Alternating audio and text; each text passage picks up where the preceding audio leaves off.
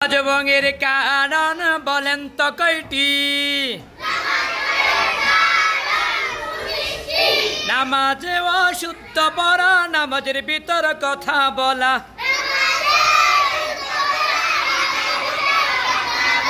নামাজে অশুদ্ধ পড়া, নামাজের ভিতর কথা বলা।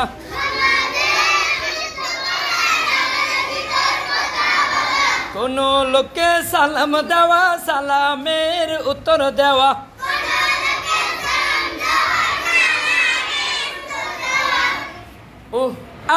শব্দ করা বিনা ওজুরে কাশা।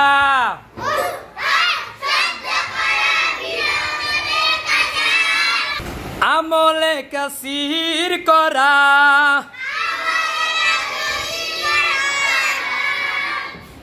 বিপদ কি বেদনায় শব্দ করে কাদা।